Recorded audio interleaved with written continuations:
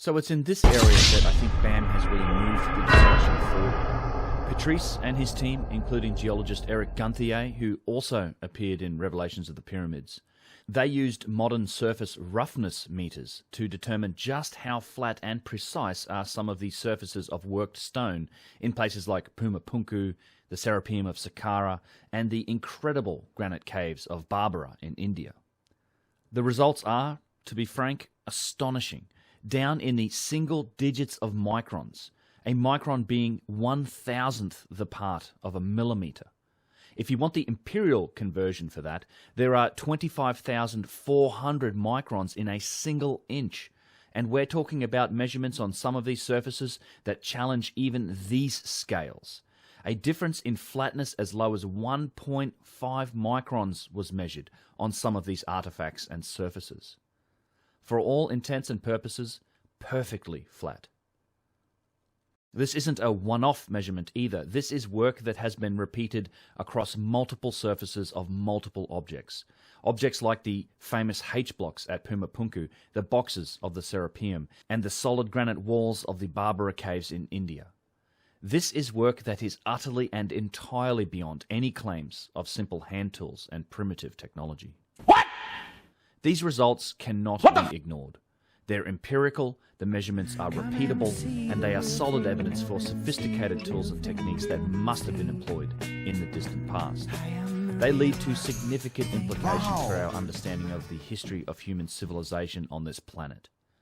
We, in today's modern civilization, can only achieve such precision and flatness with the use of very sophisticated mechanized and computer-guided tools and technology. The results shown in this documentary, showing a smoothness or a rugosity much like that of glass, are leagues beyond anything ever done purely by hand. So let me make something of a plea, and this goes out to all the skeptics of this topic, and to all the experimentalists who have declared victory.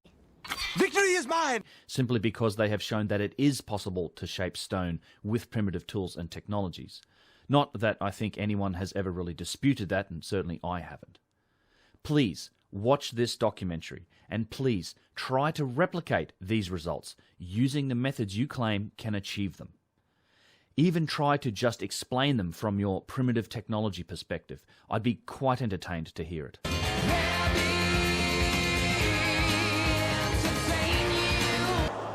The only actually honest way to address these results, if you're claiming that you know how it was done, is to first acknowledge them, then account for them, and then try to replicate the most difficult aspects of these objects.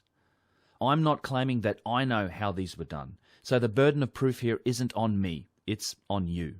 Challenge accepted. So please, to all the experimentalists out there who are claiming that they know how it was done, here is one of the challenges. And bear in mind that it's only one of many. In these surface roughness testing results, we have a definable metric. So go to town with your copper and your flint tools, your rubbing stones and your sand and your water. Let me know when you get to 1.5 micron. Challenge accomplished. Victory is mine! So, the playlist will be in the description. These are my experiments with granite and stone and copper. Polishing granite experiment number 2, which is first on the playlist. Calcined emery. So I'll show basically how to make the proper sand based on historical references to this. It's just grinding, it's abrasives. In number 2 in the playlist, granite polishing experiment 3 and 4, quartz and granite. So I smash some granite up into dust. I get some quartz, smash it up into dust by using fire. It's very, very easy to do using a stone hammer. Number 3 in the playlist is making polishing paste for a mirror finish. Never lost ancient technology. So there's essentially, it's put sand into a jar, pour water in it, stir it up, let the sand at the bottom settle, pour that water out, then give that more time and let that settle, then pour the water out, give that time longer, let it settle and pour the water out. You just have to, just double the wait time each. I was using 48-hour settling time to make my final abrasives, where I was able to achieve the impossible without machinery. I was able to do it not only by hand. I made the stuff in my backyard with fire and sticks and just really simple stuff.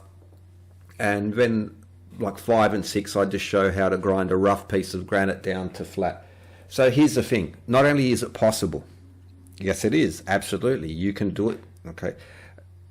That until we had machines to achieve this, absolute rubbish, nonsense, like so wrong that it's beyond wrong. Because how did we calibrate the first machines? They did it with hand items. They still do it now with lenses and surface plates, still hand calibrated.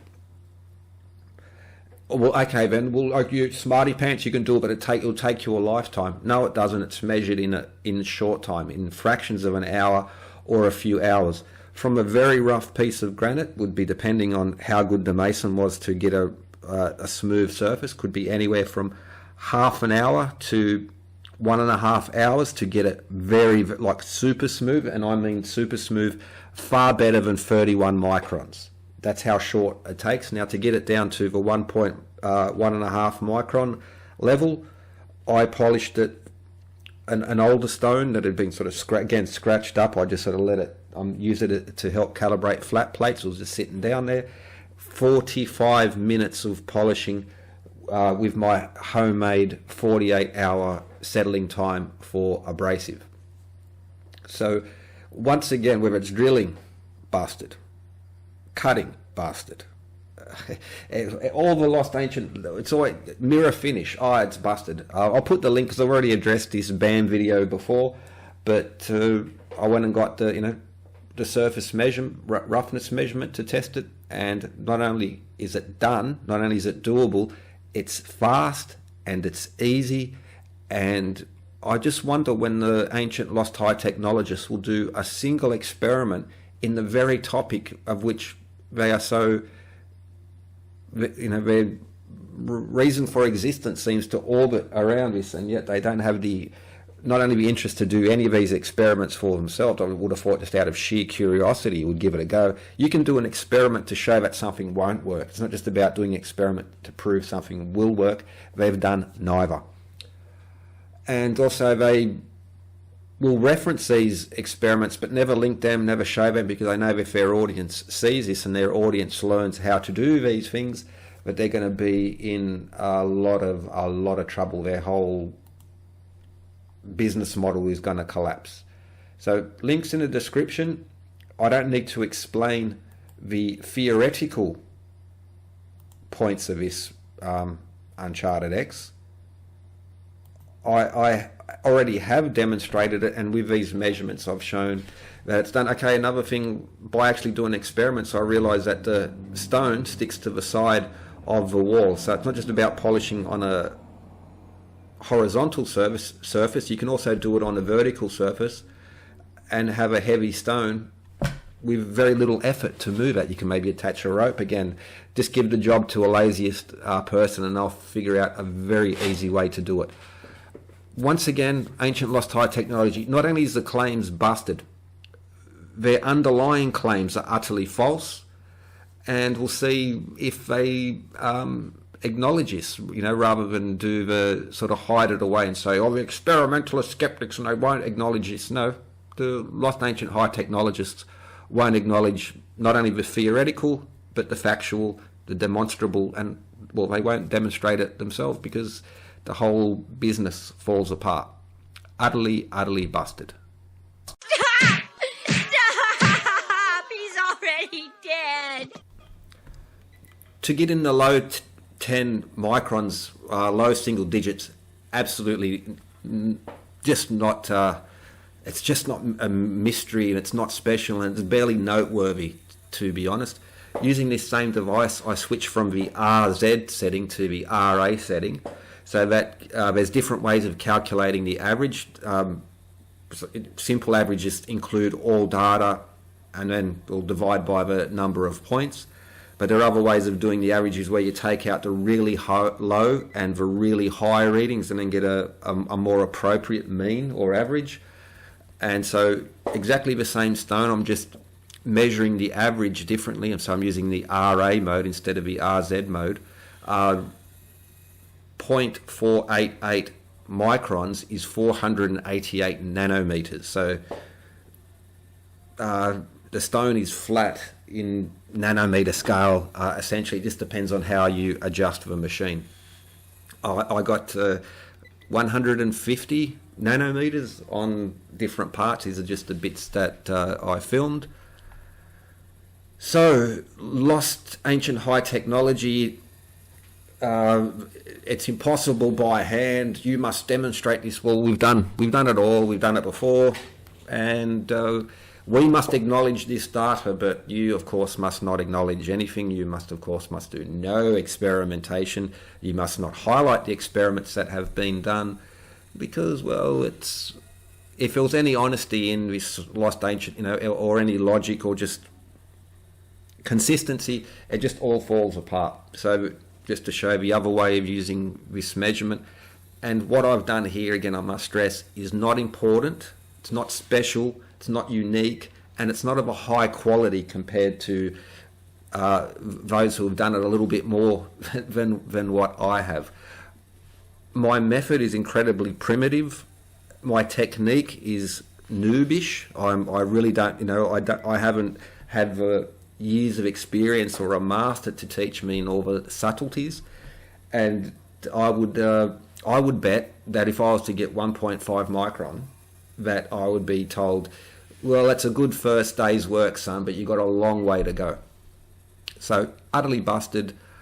Once again, lost ancient high technology. It's just separate from current reality, let alone any actual interest in the topic, because, well, they would be doing these experiments. I had to pay $300 Australian to hire this machine. They make money, it's their business.